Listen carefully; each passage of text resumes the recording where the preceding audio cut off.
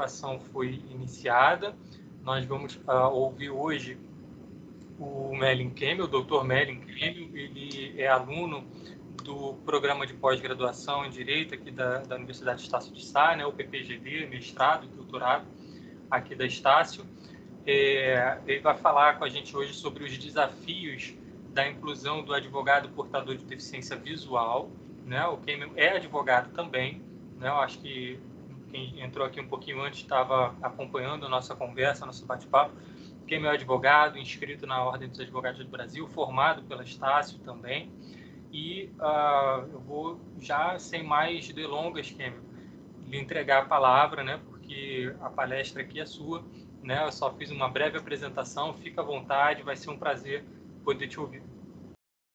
Tá ótimo, gente. Poxa, preciso iniciar aqui dando uma boa tarde para todos e agradecer a presença de vocês. Dizer que para mim é uma honra muito grande estar aqui palestrando para os alunos aqui da Estácio Lacap. Foi um convite do Eres. O Eres é meu colega de turma no mestrado. Então, acho que vocês sabem, né? Eu sou uma pessoa com deficiência visual. Eu perdi a visão depois de adulto, por causa de um acidente de carro. Hoje eu tenho 56 anos. Quando eu perdi a visão, eu tinha 38. E não tinha nada a ver com a área do direito, né? Eu era empresário no ramo de tecnologia da informação. Eu tinha um provedor de internet. Eu moro em Saquarema, no estado do Rio. Então, eu tinha um provedor de internet aqui em algumas cidades da região dos lagos. Um dia, eu estava voltando para casa de carro e bati o carro, cortei os olhos do para-brisa e fiquei cego. Então, assim começou essa história, né? De eu ter ficado cego e tudo. Eu queria também dizer que assim, aqui eu não estou para falar de mim, né? Eu vou falar da situação de uma pessoa com deficiência visual que se torna advogado e os desafios. Então, eu vou contar um pouquinho da minha história rapidinho, só para contextualizar, para o pessoal entender, né? Porque, por exemplo, como eu não nasci cego, eu sou considerado no meio das pessoas com deficiência visual, como eles chamam de cego avulso. É a pessoa que perde a visão já depois de adulto, de uma certa idade. Eu, por exemplo, até hoje eu não aprendi braille ainda, porque quando eu perdi a visão, eu comecei a usar computador, celular, eu mexo bem com tecnologia, com esses dispositivos eletrônicos, então acabei não aprendendo braille. Pretendo aprender assim que houver uma oportunidade. Bengala também eu uso pouco, assim, porque eu não ando na rua sozinho. Como eles falam, né, um cego avulso. Eu não tenho muito traquejo. Pois bem, essa história de eu ter perdido a visão num acidente de carro, eu tenho uns parentes no norte do Pará. Então, depois que eu perdi a visão, eu fiquei assim, sem saber o que fazer da vida, né? Tinha uma empresa, daí consegui passar a empresa para frente e fui para o Pará para poder pensar na vida, o que eu ia fazer. Eu fui com a minha família para lá. Então, eu estava morando lá numa cidade chamada Bragança. Quando foi em 2013, estava até contando para o Eres aqui antes de iniciar a palestra, eu estava um dia assistindo televisão e vi uma propaganda do Senai para que pessoas com deficiência visual fizessem um curso para aprender a usar o computador. Isso daí mudou completamente a minha vida, porque depois que eu perdi a visão, eu não usava mais computador, não acessava a internet, não fazia nada. Apesar de ter conhecimento, né, botar a internet para funcionar, mas como não enxergava, eu me via limitado. Passei um período de depressão muito grande, achando que não servia mais para fazer nada, porque perder a visão depois de adulto é uma situação um pouco difícil. Mas, graças a Deus, consegui superar. Esse curso do Senai foi essencial para mim, que depois que eu aprendi a usar o computador, eu fiz um curso de Office também, aprendi a usar o Word, formatar. Eu mexo no computador exatamente como se eu estivesse vendo antes. É incrível essas ferramentas. O celular, dispositivos, foi o diferencial. Eu participei de um evento chamado Olimpíadas do Conhecimento, no Senai, representando o município de Bragança, no Pará, e fiquei em primeiro lugar. Isso foi em 2014. E fiquei em primeiro lugar também na categoria geral, entre todos os competidores, por causa da pontuação. E fui representar o estado do Pará numa competição nacional, a qual ficamos em quinto lugar do Brasil. Então, isso aí me estimulou muito, assim, né? Eu falei, caramba, dá para fazer alguma coisa, usar o computador e tudo. E, assim, eu estava com a autoestima super baixa, lá embaixo, né? Porque eu achava que não servia para fazer nada. Aí me abriu uma perspectiva grande depois.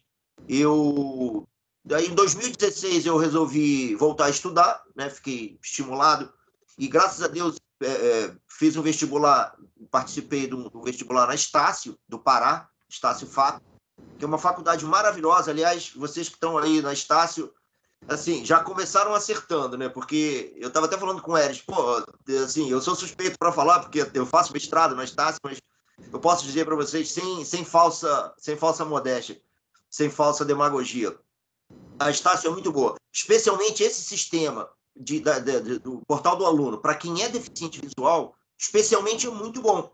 Você, no início do semestre, você tem acesso a todos os planos de aula, todos os planos de ensino, todos os casos concretos. Então, eu baixava tudo em PDF, o PDF é acessível, e eu já lia, já pesquisava, já ia estudar os textos, assistir os vídeos que eram propostos. Então, passei pela graduação sem nenhum problema, graças a Deus, os professores super solícitos, super simpáticos. Para quem tem uma curiosidade, né, como é que eu fazia a prova? Por exemplo, logo no início, um professor me sugeriu, ele falou, você usa o computador? Uso, então eu vou te dar a prova no pendrive. No dia da prova, você fica na sala junto com todos os seus colegas, eu uso um headphone para não fazer barulho, que o meu computador fala, né, o meu celular fala, tudo tem interface de voz. E ele me trazia a prova no formato do Word, no pendrive. Eu plugava no notebook, abria a prova, respondia, salvava o pendrive e devolvia para o professor. Então, assim, eu consegui fazer a graduação toda. E aí, quando foi em 2020, eu estava no Pará, começou a questão da pandemia, eu e minha família, nós resolvemos nos mudar de volta para o Rio de Janeiro, e eu terminei a graduação em Direito na Estácio, no campus de Cabo Frio, mais perto. E eu me formei agora, em 2020, né? Por isso que eu estou falando, ontem, praticamente, eu estava aí no lugar de vocês, né, como aluno. Então, é assim, o mundo dá muitas voltas, né? Hoje eu pensar que eu estou aqui palestrando para alunos da graduação é uma coisa assim, eu fiquei muito reflexivo, né? Poxa, o que eu vou falar para o pessoal? A questão, no caso, dessa questão de os desafios da inclusão de uma pessoa com deficiência visual na advocacia, eu ia até dizer, durante toda a minha graduação, eu não tive nenhum problema com acessibilidade. Na faculdade, tanto no Pará quanto aqui no Rio, em Cabo Frio, assim, sempre tive apoio dos professores, nunca sofri nenhum tipo de preconceito, de discriminação. Eu posso dizer, assim, com a maior sinceridade do mundo. Alguns problemas que eu tive foi depois já de formado, algumas questões com a OAB, né, na hora de fazer prova, com a FGV, mas assim, nada que não pudesse ter sido resolvido, né? Tanto que eu fui aprovado nesse último exame da OAB, o exame 32, acho que a prova foi dia 8 de agosto, se não me engano, e o resultado saiu, dei entrada, já estou com a minha inscrição na OAB, já está tudo certinho, finalmente. Então, assim, as únicas dificuldades que eu tive foi depois, assim, das pessoas, às vezes, algum preconceito velado, né? Isso já fora da academia, né? Até tem algumas coisas engraçadas. Às vezes as pessoas perguntam assim, você já nasceu assim? Eu sei que a pessoa quer perguntar, né? Você nasceu cego, as pessoas ficam meio... Às vezes eu até brinco, que eu levo isso numa boa, né? Eu não tenho nenhum trauma, assim, nem preconceito. Eu mesmo faço piada de cego. Eu me divirto bastante com as situações que acontecem. Às vezes as pessoas perguntam, você já nasceu assim? Eu falo, não, eu nasci, eu tinha uns 3,8 kg, mais ou menos, uns 52 centímetros, eu acho. A pessoa, não, tô verdade, você nasceu cego. Tá, pô, desculpe. Outro dia até aconteceu uma outra engraçada, eu tava cheguei numa lanchonete com um amigo, aí ele pediu um chopp, o garçom trouxe um chopp para ele. Ele falou, não, então traz um pro meu amigo aqui. O garçom viu que eu era cego, né? Aí ele falou, não, mas você bebe? Eu falei, rapaz, eu bebo, mas você pode ficar tranquilo que eu sei a hora de parar. Dificilmente você vai me ver dirigindo por aí, alcoolizado. Ele achou graça. Eu levo numa boa, né? Não tenho nenhum problema com essa questão. É só essa questão, assim, das pessoas, às vezes, não terem...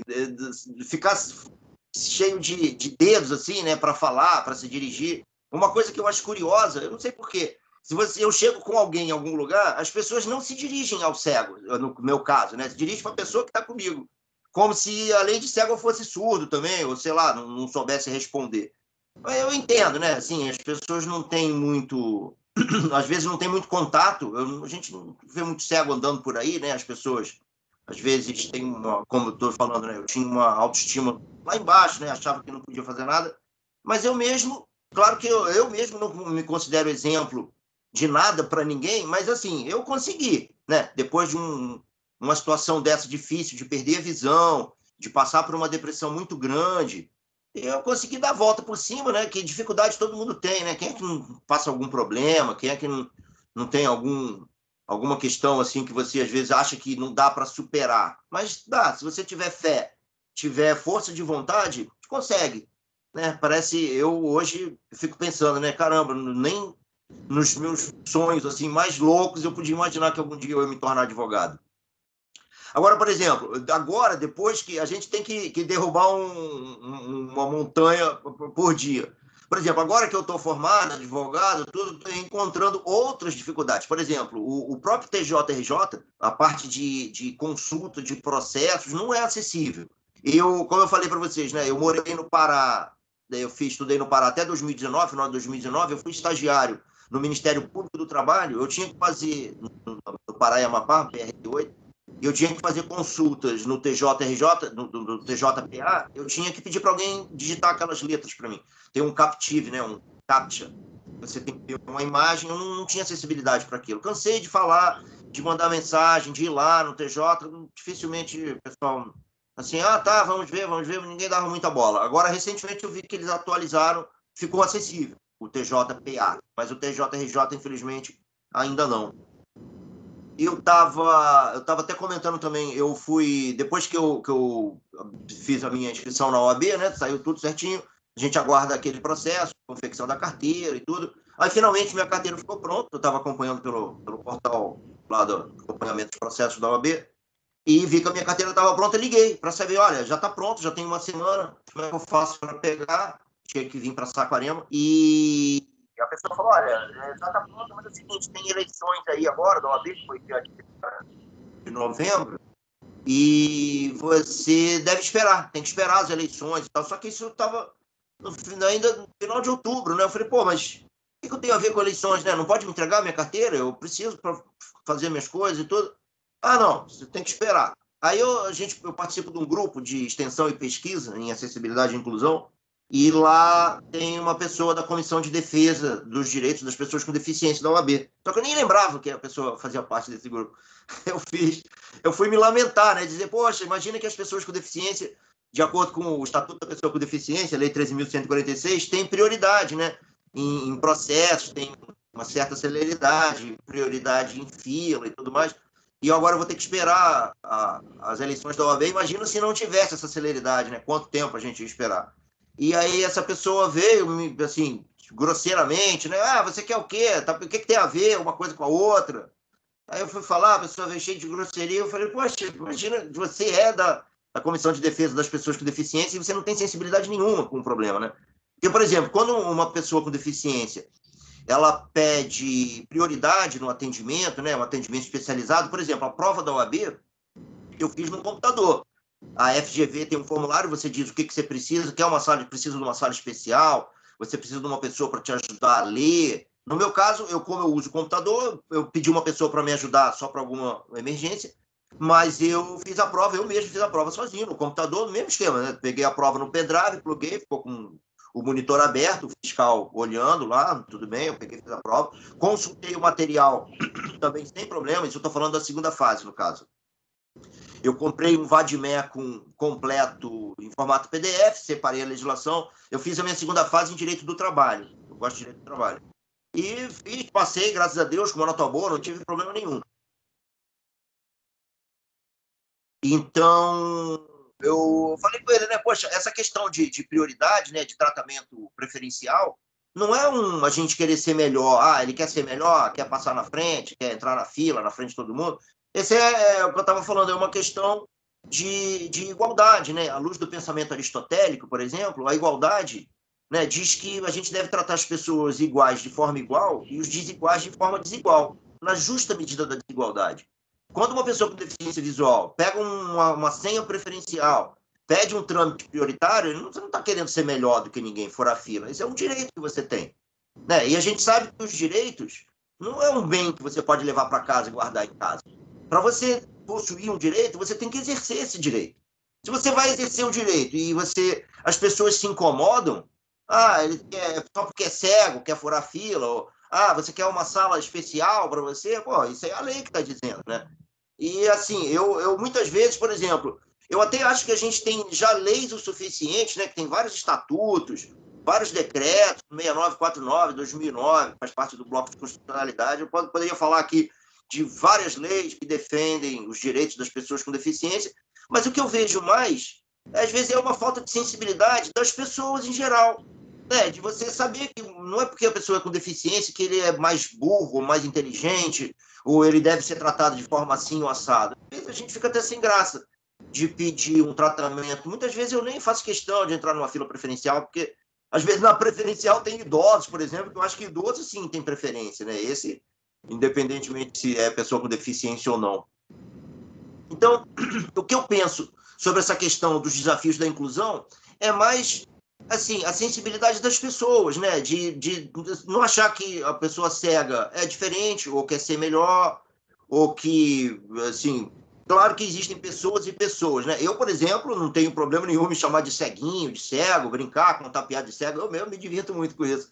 Muitas situações que acontecem, às vezes você chega assim, a pessoa estende a mão para te cumprimentar e eu fico parado, olhando ali e falo, pô, esse cara é metido, né? Nem quer me cumprimentar, falo, rapaz, é que eu não enxergo e tal. Porque as pessoas às vezes dizem, rapaz, você falando assim, parece que você está vendo e tudo, eu olho na direção do som, né? Mas outro dia mesmo aconteceu uma questão engraçada, eu estava numa missa e a missa estava acontecendo na minha frente, mas tinha uma caixa de som do lado e eu estava achando que o palco estava para um lado, assim, eu estava olhando todo mundo, pô, olha para frente, mas não dá para lá, não, tá para cá. Isso, essas coisas acontecem, eu sempre me divirto, né?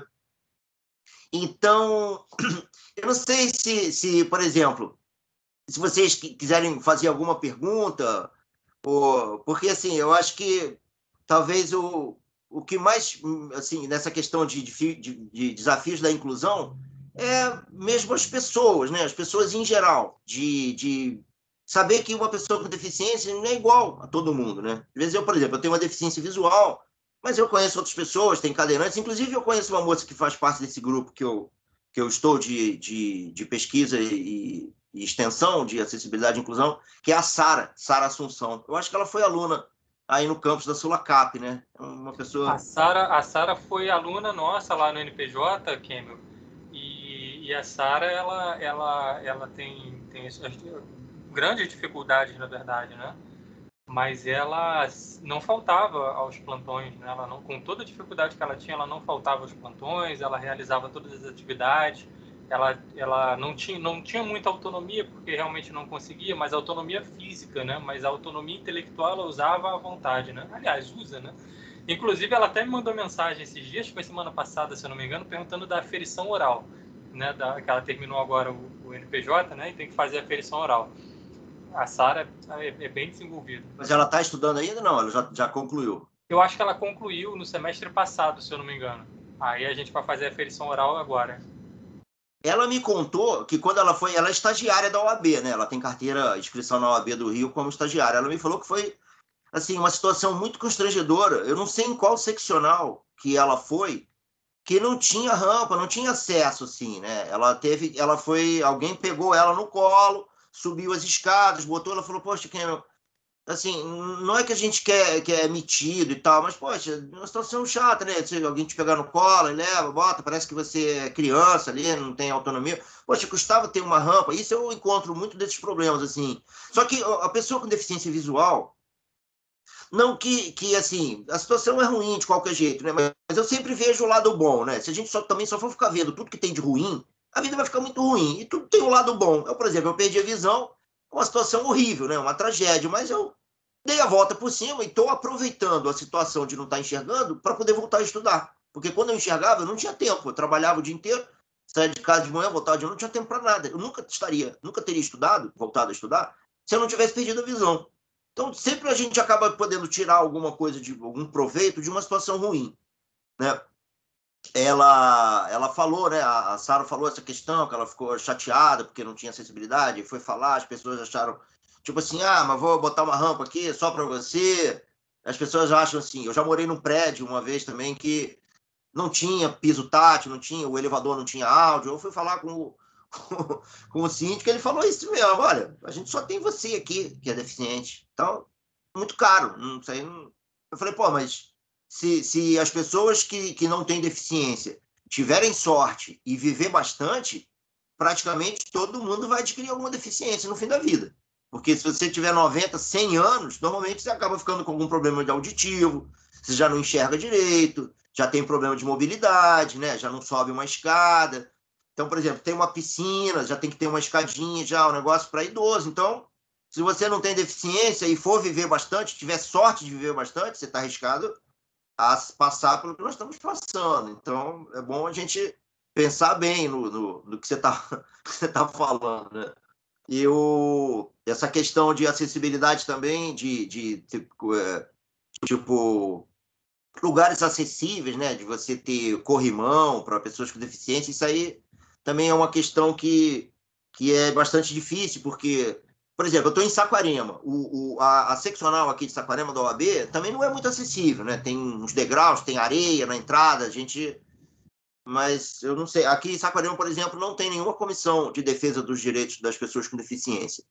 Estou até para conversar com o presidente que foi reeleito, o Miguel Saraiva, para ver se há interesse em montar uma comissão e tal. Não assim para mim, né? Mas eu imagino que outros deficientes são todos invisíveis, né?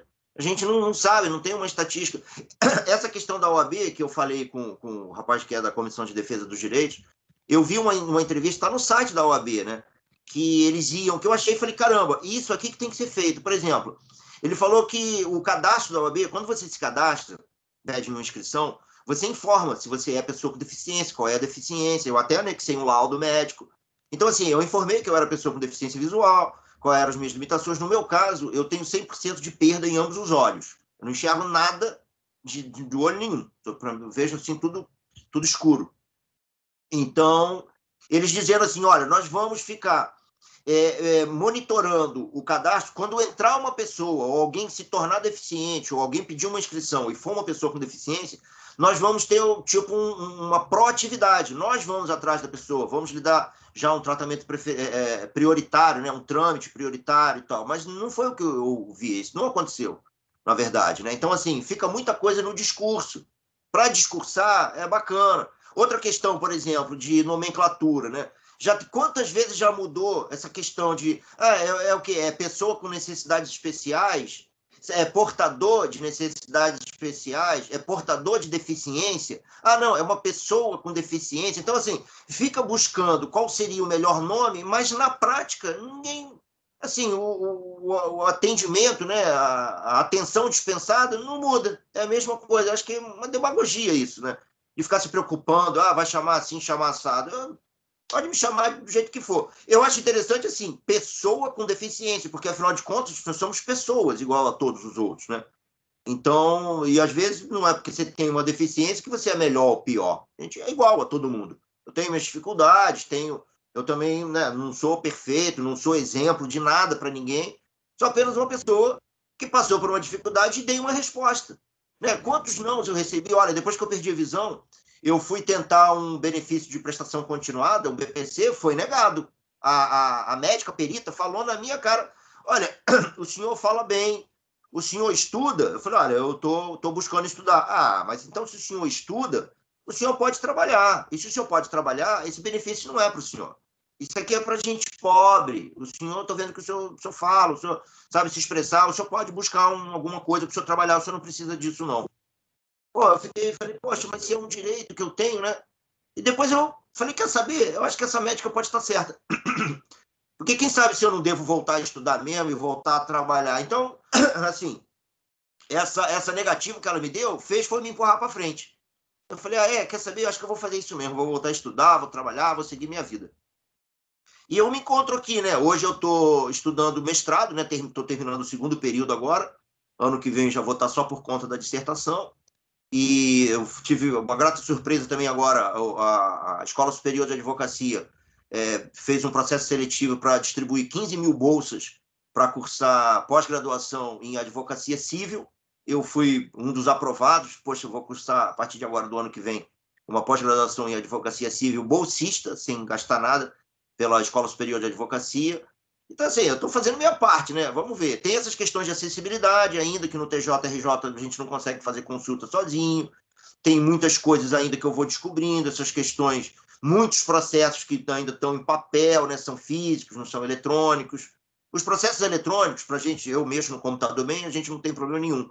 Eu consigo fazer as peças no Word, Isso aí não vejo dificuldade nenhuma. Agora, essas questões, poxa, do TJ, né? Porque, assim, a gente se torna advogado, você quer trabalhar. O trabalho, né? Se a gente parar para pensar, é o artigo 7º da Constituição.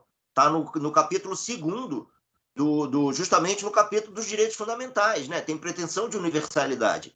Então, assim, eu estou querendo trabalhar. Aí, por causa de uma questão de acessibilidade, né? Do site da consulta não ser acessível, eu não consigo fazer um trabalho sozinho. Preciso de uma ajuda de alguém. Não que a gente não vá pedir ajuda, né? Você pode pedir, mas, poxa, tem coisa que se você pode fazer sozinho, melhor. Você vai trabalhar um certo horário, de noite, madrugada, e aí se você não tem acessibilidade, você fica limitado.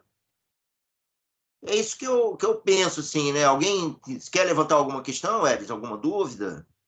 Kem, eu vou fazer o seguinte, eu mesmo vou fazer um questionamento, um contraponto aqui, eu não quero de forma nenhuma, né, ter lugar de fala, eu acho que a fala aqui é toda sua, mas eu notei na sua fala, Kem, o seguinte, que a nossa palestra é sobre os desafios do advogado que é deficiente visual, né? E aí eu percebi na sua fala que o primeiro desafio que você encontrou foi dentro da própria Ordem dos Advogados do Brasil. Então, eu acho que de fato, né, a gente fazer um discurso de acessibilidade, né, um discurso que às vezes acaba virando manobra política, né, pelo menos é o que me parece. E aí, algumas disciplinas que a gente fez junto, né, eu nunca tinha estudado com uma pessoa deficiente visual, eu confesso para você, tá? Eu já vi alunos na instituição deficientes visuais, tive um aluno deficiente visual que era excelente, era o Jefferson, né? Se formou já tem um tempinho. Mas a gente não consegue compreender, Kemel, essas dificuldades, né? Porque a gente não sente isso na pele, né? Essa é a grande verdade. Mas eu acho que se a gente tiver mais contato, né, com pessoas como você, com histórias de superação, né, e aí a gente percebe que você é um cara sempre muito positivo, né, eu acho que essa acessibilidade ela tenderia a melhorar. E aí a pergunta que eu quero te fazer é: você acha que nessas comissões, né, que trazem representatividade, comissões na OAB, comissões até em outros órgãos, em outros setores, você acha que essas comissões deveriam ser presididas, né, ou pelo menos aconselhadas por pessoas deficientes visuais? Pois é, ó, tem uma questão, deixa eu até dizer, como eu brinco, né? Eu sou cego, mas eu não sou doido, né? Eu não vou chegar agora, acabei de me tornar advogado, vou arrumar confusão com a OAB, lógico, né? E assim, essa fala que eu estou trazendo aqui, na verdade, é para contribuir, né? Porque, por exemplo, se tá no... Quer falar? Não, tô Por só exemplo, concordando. se está no site da OAB, né? Que a OAB, eu achei até isso interessante. Falei, poxa, se eu vou informar que eu sou pessoa com deficiência, para que eu estou informando que eu sou pessoa com deficiência se essa informação não vai servir para nada? Né? Então, assim, no site do OAB está dizendo, não, lá na Comissão de Defesa dos Direitos das Pessoas com Deficiência, olha, nós vamos buscar ativamente, proativamente as pessoas que são com deficiência, vamos já realizar ações afirmativas e tudo mais. Não acontece. Então, eu não sei, eu não posso dizer algum interesse político por trás, qual é o interesse, né? Porque isso aí não tem remuneração, né? As pessoas fazem parte dessas comissões, não se ganha nada, pelo menos que eu saiba, não. Talvez só um capital político, né? Uma vitrine para você aparecer. Mas, assim, eu penso que talvez... Você quer ver outra questão que eu levantei? Mas já vi que o pessoal já ficou assim, porque se você pergunta, se você questiona, é uma questão engraçada, né? As pessoas com deficiência, para elas serem... Assim, é uma opinião minha, tá? Isso aí não é opinião da Estácio, não é opinião de ninguém.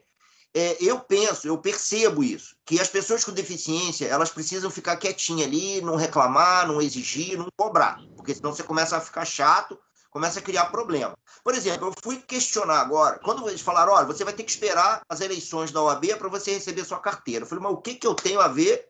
Eu nem vou votar nas eleições, e a minha carteira falta 15 dias para as eleições, custa alguma coisa marcar uma solenidade, eu faço o juramento, eu recebo minha carteira e pronto, eu quero seguir minha vida, não quero problema com ninguém. eu percebi, não pode, tem que esperar. Tá bom, tem que esperar, então eu vou esperar. Fui entender como é que são as eleições, quem são as chapas e tudo mais. Eu descobri que em 91 anos de OAB, essas eleições agora, de 2021, foi a primeira vez na história da OAB que houve cotas para formar as chapas. Cotas de gênero e cotas étnicas. Então, assim, teve no Brasil inteiro, todas as eleições, teve que ter cotas para mulheres e cotas para negros ou pardos, pessoas que se declararam dentro de um perfil étnico. E, assim, não teve cota para pessoa com deficiência. Eu falei, pô, cadê essas comissões de defesa dos direitos das pessoas com deficiência? Porque teve um fórum que se discutiu amplamente no ano passado e tal. Cadê essas comissões que não pediu uma cota para pessoa com deficiência? Não que tem, até às vezes nem tem. Você quer ver um negócio? Às vezes eu já participei de processos seletivos que tem cota para pessoas com deficiência, às vezes só tem um deficiente concorrendo ali, 1, 2. Muitas vezes você está fazendo aquele certame, se você tirar a nota mínima, você está dentro. Porque não tem pessoa com deficiência concorrendo. Né? Aí eu fico pensando, por que não tem? Será que está faltando oportunidade? Né? Ou é cota? Porque você já tem cota, então a pessoa já tem uma possibilidade de entrar. Mas é que essa opressão é tão grande, as pessoas se desestimulam, acham que não vão conseguir. Então, assim, não é que eu falo, eu não sou maioral, poxa, consegui me tornar advogado. Eu não acho que eu sirvo de exemplo para nada, mas é uma luta, você tem que derrubar uma barreira por dia. Porque as pessoas acham que não, que você é cego, isso aí não é para você, não dá. Assim, eu quero testar meus limites. Eu quero saber, eu consigo fazer isso, não consigo? Eu uso o computador, tem muita gente que fica surpresa. Nossa, você consegue usar o computador. Vocês tinham que ver as pessoas que eu conheci no Senai. Caramba, aqueles caras não fera de usar o computador. Eu não uso 10%. E as pessoas acham que isso é o máximo, como se fosse impossível, né? As pessoas com deficiência têm uma vantagem em relação às outras deficiências por causa das tecnologias assistivas. Isso eu posso dizer. Por exemplo, no meu celular, eu tenho aplicativos que me ajudam muito. Eu consigo saber dinheiro, eu consigo saber o que está em torno de mim, eu aponto a câmera, eu tenho leitor de barra, de código de barra, eu tenho um leitor, que é o Google Lookout, que eu aponto o celular para uma embalagem de um produto, um plástico, um saco, uma caixa de leite, alguma coisa, eu sei o que é. Então, assim, isso facilita bastante. Algumas pessoas, por exemplo, um cadeirante já é difícil, né? Não sei se tem alguma tecnologia para ele subir uma escada, alguma coisa assim, mas as pessoas com deficiência visual têm essa facilidade por causa das tecnologias, né? Que facilitaram bastante. Então, eu penso, sim, que talvez haver pessoas com deficiência nessas comissões é importante. Talvez a gente perdeu uma oportunidade agora, nessas eleições que teve agora, de ter uma cota para formar as chapas, cota para as pessoas com deficiência. Porque, assim, só quem tem deficiência sabe das dificuldades. Igual essa questão que a Sara falou. Eu enxergo, né? Quer dizer, eu não enxergo, mas eu consigo subir escada. Isso aí, para mim, não é problema. Mas para um cadeirante, é. Então, você chega numa subseção, que você vai estar frequentando aquele espaço ali o tempo todo, e não tem uma rampa, aí você vai pedir uma rampa. O pessoal vai achar que aquilo é uma despesa desnecessária, porque só tem você de cadeirante ali. Pois é, se tiver um só, já é motivo suficiente para você ter, né, Kêmio, uma acessibilidade, né? Basta uma pessoa, né? Às vezes, É um gasto desnecessário só para um. No próprio Estatuto de Defesa das Pessoas com Deficiência, diz que as edificações que são de acesso público ou que têm acesso, né, destinado ao público, tem que ter acessibilidade sob pena de não liberar o alvará. Aí eu queria saber, isso aí não é cobrado. Não né? é Porque cobrado. dão o alvará para uma... Tudo bem, né? Vamos dizer um prédio e tal, mas uma subseção da OAB não é nem questão dos advogados e das pessoas, o público em geral, que vai lá, pode ir lá. Aí não tem uma rampa. Será que isso é tão caro fazer uma rampa? Pois é. Kêmio, deixa eu te interromper um segundinho, que a gente tem 2 perguntas aqui no chat, para a gente acabar não extrapolando aqui o nosso horário. A primeira pergunta é do Marco Antônio Honorato da Silveira. Ele pergunta o seguinte: Meli, gostaria de saber se você já sofreu preconceito de algum cliente por ser deficiente visual. Pois é, Marcos, olha, ótima pergunta, gostei da sua pergunta. Primeiro, assim, eu não tô, apesar de eu já ser advogado, estar regularmente inscrito tudo, eu não estou trabalhando como advogado, e nem estou trabalhando como nada, Porque eu sou bolsista do mestrado, e um dos critérios para você ser bolsista é você não estar trabalhando. Então, assim, eu tirei minha carteira da OAB, tudo, mas eu não trabalho por um impedimento pelo fato de eu ter uma bolsa de estudos no mestrado. Mas antes de eu me tornar advogado, depois que eu perdi a visão, né, como eu falei, eu tinha provedor de internet, então, para complementar minha renda, eu prestava serviço de consultoria para provedores de internet. Eu configuro rede e tal, era até uma situação engraçada, porque, como eu sempre enxerguei, né, eu conheço tudo, as telas, a cara do Windows, os equipamentos que tem que configurar, roteador Cisco, roteador MikroTik, eu mexia justamente com isso, com configuração de infraestrutura. Então, eu dava suporte por telefone. Olha, clica aqui, você está vendo o que aí? Não, clica assim, clica assado. Muitas pessoas não sabiam que eu era deficiente visual. As pessoas ligavam, eu atendia do telefone, você está aí, não, faz assim, faz assado, faz isso, faz aquilo. É engraçado, muitas pessoas, pelo menos nesse ramo, né, que eu estava de tecnologia da informação, que quando sabiam que eu era pessoa com deficiência visual, elas ficavam surpresas, assim, preconceito eu nunca tive, nessa área, assim, de preconceito por trabalho. Não sei na advocacia, talvez eu só vá saber isso depois, no ano que vem, 2023, talvez, quando eu vou terminar o mestrado, que eu vou poder trabalhar, né, assim, como advogado. Mas nessa área de tecnologia, ao contrário, as pessoas até ficavam surpresas, assim, nossa, você não enxerga, e você consegue ver tudo, você... Até o pessoal brinca, né? Rapaz, tu é um cego mentiroso pra caramba, pô. Tu não é cego não, pô, tu enxerga, você tá brincando com a gente e tal. Eu me divirto, né? Mas assim, nunca sofri preconceito, graças a Deus. Por enquanto, não.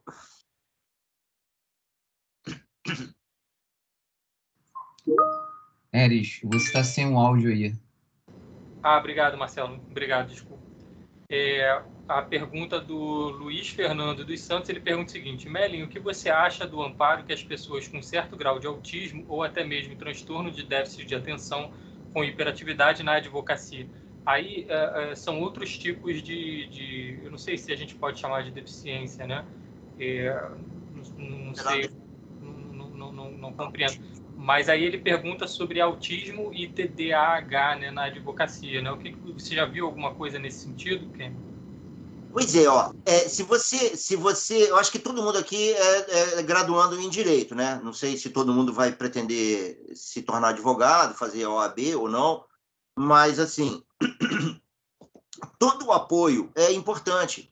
Assim, eu não conheço, vou ser sincero, eu não conheço muito a questão das pessoas, dos autistas, do déficit de atenção e tudo mais. Assim, como eu me tornei deficiente visual por causa desse acidente, eu conheço mais essa área, né? Apesar também de não conhecer tudo assim, das pessoas com deficiência visual. Mas esse apoio é sempre muito importante, porque é o que eu estava falando da questão de dizer, olha, nós vamos fazer uma proatividade, uma busca proativa, buscar as pessoas que têm deficiência para dar um apoio, né? Prestar uma assistência. Isso é essencial, né? E assim, não só esperar a pessoa ir buscar, procurar, né? Eu vou lá na OAB, olha, tem um manual aqui de formato acessível. Você quer ver, eu me matriculei aqui na ESA, né? Escola Superior da Advocacia. Os e-mails que eu recebo são todos imagens. É uma foto que vem com um texto ali. Aí o que eu tenho que fazer? Eu tenho que baixar a foto, passar um OCR, que é um programa que ele identifica texto na imagem. Aí ele me dá. Eu falei, pô, vou ter que falar com esse pessoal, né? Mandar uma mensagem, um e-mail para lá, pessoal, olha, eu sou deficiente visual, vocês estão mandando um e-mail com foto. O cego, ele não vê foto, aí depende de uma tecnologia. Às vezes dá para ler, às vezes não dá. Então, assim, eu acho que falta um pouco de sensibilidade. Eu penso assim, tem algum investimento? Precisa algum dinheiro para, em vez da ESA me mandar um e-mail com foto, me mandar um e-mail com texto?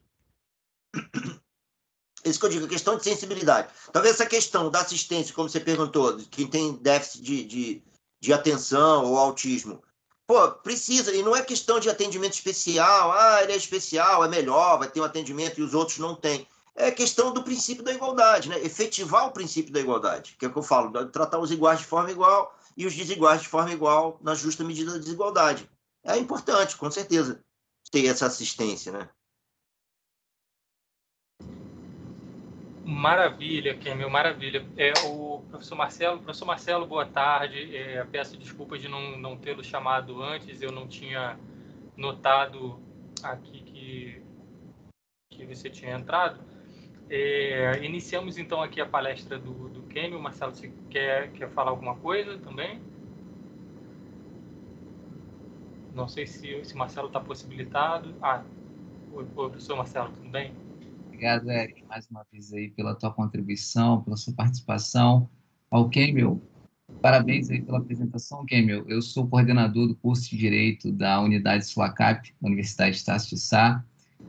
Tive a oportunidade também de estudar lá no programa de mestrado e doutorado da Estácio, fui orientando da professora Vanice e do professor Marcelo Machado, já no finalzinho aí. Meu professor de teoria da Constituição, Marcelo Machado. O Marcelo Machado é uma pessoa muito querida. Sensacional. Sempre à disposição, sempre disposto a nos ajudar, e conseguiu aí finalizar no início de 2021, em fevereiro, eu defendi a minha tese de doutorado lá pelo programa da Unesa. Parabéns. Obrigado.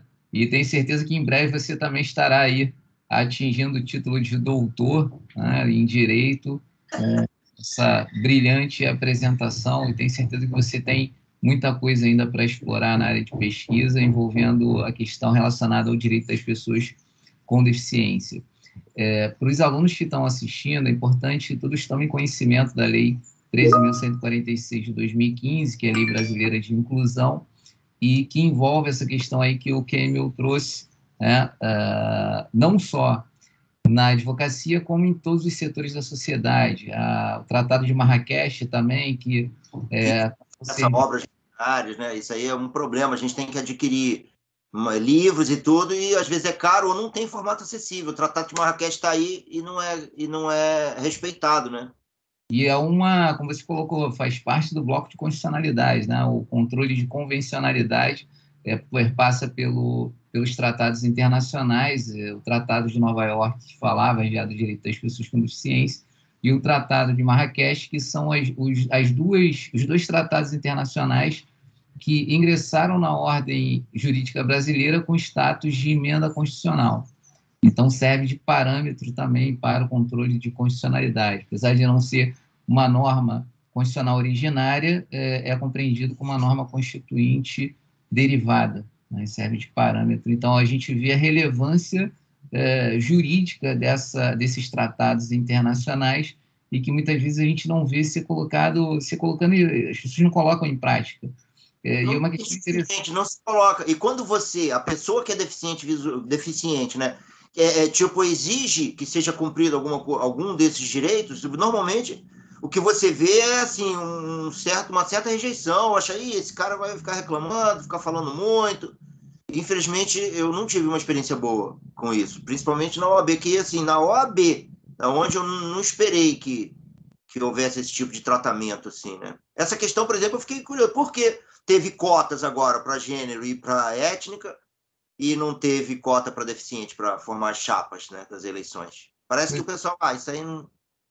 E é interessante esse relato, porque a gente percebe que o problema não está na legislação, o problema não está no plano do direito, o problema está nas pessoas, né?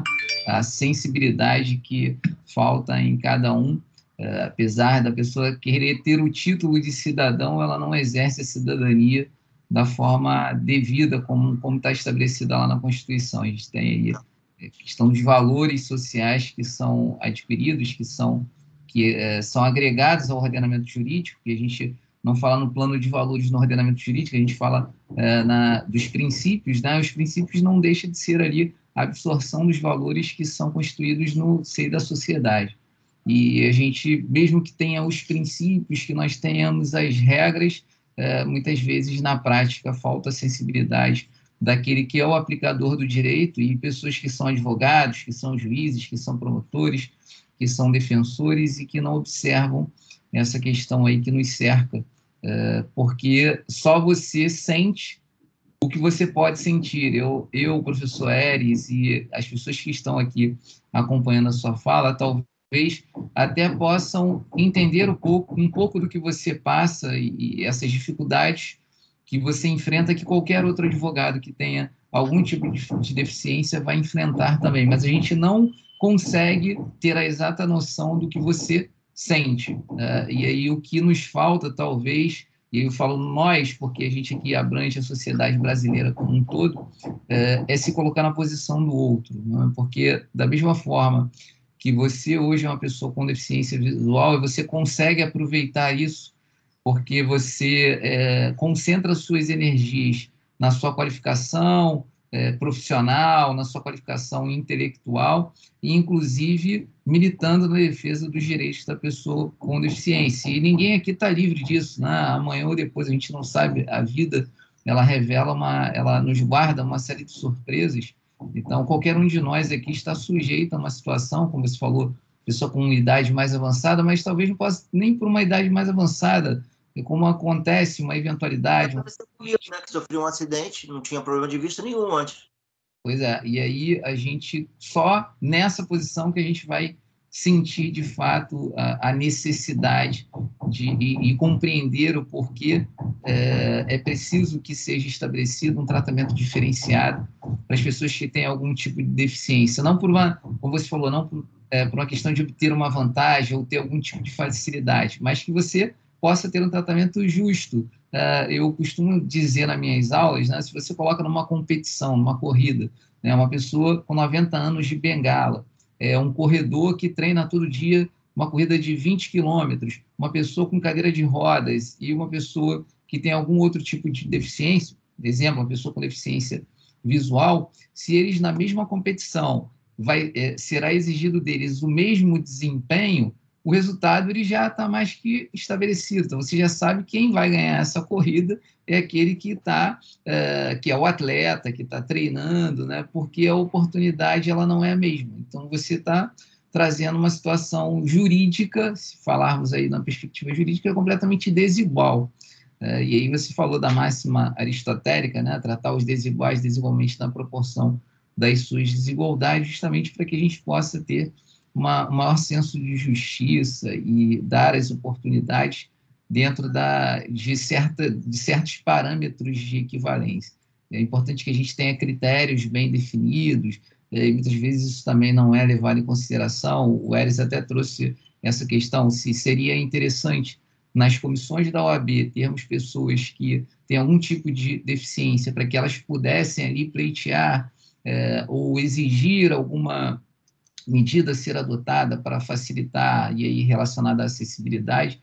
Eris, assim, a percepção que eu tenho e o diálogo que eu tive por várias vezes com pessoas que estão na administração pública é que qualquer tipo de política pública que envolva acessibilidade é preciso que você tenha a participação das pessoas que têm algum tipo de dificuldade de acesso, porque, do contrário, se alguém tiver que tomar uma decisão relacionada a algum tipo de política pública relacionada à acessibilidade, as pessoas não vai ter a mesma sensibilidade que tem aquele que passa pela dificuldade da acessibilidade. Tivemos aí um questionamento com as Olimpíadas, quando a gente teve as Olimpíadas aqui no Rio de Janeiro. O próprio Rio de Janeiro, o espaço arquitetônico da cidade, ele dificulta, né, você circular em algumas áreas da região. O próprio tribunal talvez tenha que readaptar.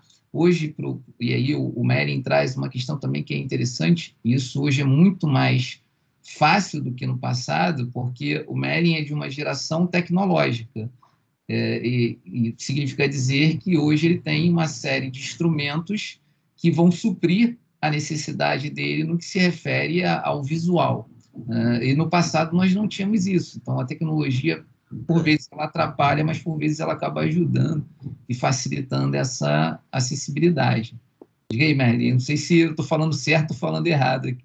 Justamente, tem uma frase, né, que você falou que me lembrou aqui, que é o nada sobre nós sem nós, né? Então, assim, sempre que for decidir alguma coisa para as pessoas com deficiência, é bom que tenha alguém com deficiência ali, porque você tem uma visão diferente, né?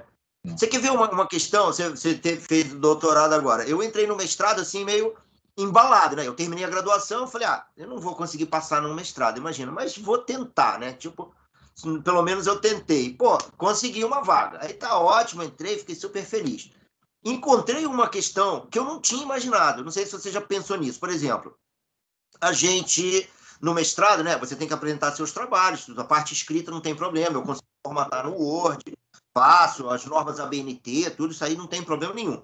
A minha questão é eu palestrar, eu desenvolver um seminário. Por quê? É difícil você, com um texto, muitas vezes, que às vezes não é da sua área, eu vou falar sobre, sei lá, sobre educação e tecnologia. Eu gosto de tecnologia é minha área, mas educação, nesses termos assim, não. Eu passei uma dificuldade. O Eris é da minha turma, ele viu. eu tinha que ler o que eu tinha escrito. Eu falei, gente, eu não vou conseguir ler isso aqui. E eu até passei, professor, deixa eu lhe explicar. A situação é essa, assim, para eu ler é difícil, eu tenho que decorar o texto, né? Porque eu vou falar, se eu estou aqui, por exemplo, eu estou palestrando uma situação do meu cotidiano, eu posso falar até amanhã, não tem problema. Eu vou falar sobre, vai ser o tema da minha dissertação, que é a uberização, a tecnologia trazendo a precarização das relações de trabalho. Isso aqui eu posso falar por um tempo e tal, isso eu tenho de cabeça.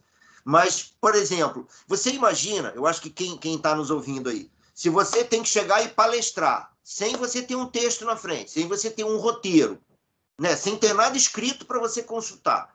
Ou, não, mas aí bota o áudio, você fica ouvindo. Eu lembro daquele caso, não sei se vocês lembram de uma situação que aconteceu, que era, eu falava de sanduíche, que era uma senhora que estava falando com um ponto, que repetia a voz dela, daqui a pouco ela estava ficando gaga. É muito difícil você desenvolver uma palestra se você não domina aquele tema, lendo ou sem conseguir ler. Como é que uma pessoa com deficiência visual consegue fazer isso? Então, assim, eu fui o primeiro aluno, como eu falei, eu fui o primeiro aluno deficiente visual, acho que não teve hoje nenhum outro ainda. O primeiro aluno deficiente visual na Estácio do Pará, não tinha tido nenhum outro antes. Eu fui o primeiro estagiário com deficiência visual no Ministério Público do Trabalho, na 8ª região. Fui o primeiro deficiente visual, estagiário no Ministério Público do Trabalho aqui no Rio de Janeiro. Então, assim, aonde eu chego normalmente, eu sou o primeiro deficiente visual a estar ali naquele lugar. Então, eu não tenho com quem trocar figurinha, experiência, olha, faz assim, usei essa técnica aqui. Então, assim, praticamente eu tenho que estar desenvolvendo as minhas próprias ferramentas. Todos os dias eu encontro, isso aqui, como é que eu vou fazer isso? Tal. Mas, assim, eu levo numa boa, né? Porque eu acho que, de repente, já que eu estou vindo na frente, preparar o terreno para quem vem depois. E, assim, seria interessante se a gente tivesse mais pessoas. Olha, tem uma estatística, eu acho que 20%, eu estava vendo, de pessoas com deficiência no Brasil, todo tipo de deficiência. Cadê essas pessoas? Aliás, aqui no campus, Sulacap, vocês têm algum deficiente visual nesse momento, estudando, não? Temos sim, temos a Carolina, ela está fazendo algumas disciplinas de primeiro período, ela é deficiente visual, ela chegou a fazer uma disciplina comigo, mas ela interrompeu no meio do semestre, por uma questão de família, a mãe dela estava com dificuldade de levá-la à faculdade, parece que ela e a irmã dela, as duas são deficientes visuais, mas já nasceram com a deficiência, então ela tem um pouco mais de estímulo para lidar com determinadas situações, né? Mas ainda assim ela sente uma certa dificuldade, porque por conta dos professores, às vezes a gente está em sala de aula e a gente não está preparado para receber o aluno com deficiência visual, porque na academia, né, seja no mestrado, seja no doutorado, a gente fica muito focado na parte de pesquisa e a gente acaba esquecendo algumas questões que a gente vai enfrentar num cenário acadêmico, que é essa questão que você trouxe. Um ponto, em algum momento, eu não me recordo exatamente quem foi que falou, se foi o professor Paulo Lobo, se foi o professor Nelson Zenvaldi, uma questão que você deve levar com você assim, com muita tranquilidade, eu sei que existe essa preocupação, é que não é você que precisa se adaptar ao meio, né? O meio precisa se adaptar a você, porque senão a gente vai ficar numa situação de injustiça. Então, essa história de tratar o desigualmente na proporção da sua desigualdade, então, se você está inserido dentro de um contexto institucional e que você enxerga alguma barreira, essa instituição ela tem que romper a barreira para que você possa ser incluído dentro daquele cenário, né? Então, as pessoas precisam se adaptar a você, a instituição precisa se adaptar à sua necessidade. Então, quanto a essa questão, a dificuldade de você conhecer o conteúdo textual, então, tem que se criar algum mecanismo lá para que isso seja possível a você e que não seja mais uma barreira, né? Isso se torne algo mais fácil. Como você falou, é interessante que, pelo fato de você ser o primeiro aluno, você vai... E aí, claro, quem estiver à frente lá da organização das atividades, dos seminários, do planejamento do curso, do cronograma, deve olhar agora com mais cuidado, porque é provável que no futuro a gente tenha aí um acesso de outras pessoas com algum tipo de deficiência e que isso precisa ser contornado para que você também tenha condições de fazer o seu seminário, você tenha condições de preparar os seus textos e você ter um tempo razoável para que você faça a sua apresentação, talvez aquele seminário que você teria que apresentar no início do semestre, já que é um seminário para você que tem um tipo de barreira, que você encontrou dentro da instituição, esse seminário seja colocado mais para o final do semestre, para que você tenha tempo de se organizar, de você preparar, de você ter acesso a um texto em PDF. Isso seria uma forma, talvez, de minimizar essa dificuldade que você ainda enfrenta hoje. Então, isso vale para toda pessoa que tem algum tipo de deficiência. Não é a pessoa que precisa se adaptar, o meio que vai precisar se adaptar à pessoa, mas é bem interessante essa questão que você traz. Mas, assim, lá na unidade Silacap, a gente tem um espaço bem acessível, até por conta de algumas visitas do MEC. A gente tem uma estrutura bem organizada, o Ares conhece bem lá o espaço, sabe do que eu estou falando, os alunos aqui também conhecem bem, acessibilidade de rampa, de leitura em braille, mas a gente ainda também precisa aprender muita coisa, e com certeza esse nosso diálogo aqui, o nosso contato, depois eu vou pedir o Ares para a gente ter outras oportunidades para que você possa falar sobre essas dificuldades, para que a gente possa aprender e tentar melhorar cada vez mais essa acessibilidade para qualquer que seja a deficiência, não só a deficiência visual, mas também a deficiência com deslocamento, a questão aí que o colega trouxe da pessoa que tem algum tipo de deficiência mental ou intelectual, o Luiz Fernando colocou aí, né, para que a gente possa se adaptar à realidade dessas pessoas, e não essas pessoas tenham que se adaptar à nossa realidade, porque isso seria completamente injusto. Então, te agradeço aqui, Kemel, por ter trazido essa sua percepção para a gente, né, esse seu olhar e a sua experiência. Você quer ver? Ó, você falou um negócio que eu conversei com o diretor lá da Estácio do Pará, na época, né, que eu comecei a estudar. Por exemplo, o campus lá é um prédio, né, são vários andares, aí não tinha áudio no elevador, eu não tinha como me movimentar, não tinha piso tátil. Eu logo no primeiro semestre falei, pô, como é que eu vou fazer se eu tiver que andar sozinho? Meu filho também me levava, me botava sentado na cadeira, depois ia me buscar, eu não ia nem no banheiro, porque não tinha piso, e eu também ficava sem graça, né? Pô, alguém pode me levar no banheiro, às vezes é uma situação constrangedora. E o diretor de lá, que é o diretor Calil, ele me falou um negócio que eu fiquei até emocionado. Ele falou que, o que você está pedindo, assim, não é nada demais. E o que eu estou vendo que você está pedindo aqui não vai custar nada para a gente. É questão só de boa vontade, sensibilidade. Que eu falei assim, pô, professor, tem como pôr um piso tátil? Tem como pôr áudio no elevador? Ele falou, olha, Kemel, isso daqui você sabe como é que funciona, uma empresa, eu não tenho isso agora, não posso botar um piso tátil agora, não posso botar o áudio no elevador agora, mas você está vindo para aula todo dia. Então, o que eu posso fazer agora para minimizar a sua dificuldade? Eu vou te arrumar uma sala no piso, no nível do piso, próximo da entrada. Então, assim, pô, eu não vou botar um piso tátil, mas eu resolvi o seu problema agora de uma outra maneira. Ó, tá aqui uma sala, você chega aqui rapidinho, não precisa estar andando, subindo elevador, escada. Então, é isso que eu digo. Às vezes, pô, não é exatamente... não tenho, mas eu tenho isso daqui, vou resolver. E não custou nada, né? Questão de boa vontade. Essa questão dos professores que você falou, né? É engraçado. Assim, o professor, todo mundo enxerga, né? E tal, nunca teve um aluno deficiente visual. Difícil eu querer que o professor já tenha todo aquele trato, né? Com pessoas com deficiência. Então, acontecia muito do professor estar escrevendo no quadro, escreve. Eu estou sabendo que, justamente por isso que é bom esse sistema da Estácio, eu já estava sabendo o que o professor estava escrevendo ali, eu ia falar sobre isso e tal. Aí o professor escrevia, às vezes, pode apagar? E muitas vezes ninguém falava nada, ficava todo mundo calado. Eu falava, pode apagar, não tem problema não. Aí ficava. Aí o professor, ok, me desculpe. Não, imagina, professor, apaga logo isso aí. Ninguém está reclamando, então pode apagar. Ou então o professor escrevendo, falou, olha, isso aqui, revisão de prova, né? Revisão. Olha, isso aqui que vai cair na prova, presta atenção. Aí batia com o piloto assim no quadro, gente, pelo amor de Deus, o que é que vai cair na prova? Me diz. Eu achava graça. E essa questão que você falou, né, dos professores de não ter, assim, não tem uma, como é que eu diria, um treinamento, uma capacitação para lidar com esse público, né? Eu percebo, não tem também. Ó, aqui no mestrado também fiquei sabendo, eu falei com o William, não sei se já era o William na tua época que era o secretário, eu perguntei, William, como é que vocês fazem aí com as pessoas com deficiência visual? Ele, pô, Kemel, vou te dizer, você é o nosso primeiro aluno com deficiência visual. Eu falei, putz, de novo, né? Lá vai eu aqui ter que inventar, então, um modo aqui para... Porque tem um material didático, né? Por exemplo, nem todo PDF é acessível. Às vezes o professor tira uma foto de um livro e manda. Pô, foto não é acessível. Mas, assim, tem ferramentas que eu posso passar um OCR, né? Que é um aplicativo que reconhece imagem e tal. Então, assim, eu dou o meu jeito. Quando eu vou pedir ajuda, porque eu já tentei de tudo, E é o que você falou, né? A gente não tem assim, muitas pessoas com deficiência, no meu caso, né, deficiência visual, para ter essa experiência, mas eu, já que, né, me coloquei nessa missão, porque foi eu que inventei de voltar a estudar, de me recapacitar, mas assim, não reclamo de nada, porque eu acho super legal tipo, onde eu estou chegando, né, em que momento que eu estou aqui agora, de estar, né, formado em direito, advogado, mestrando, agora eu vou cursar uma especialização em advocacia civil.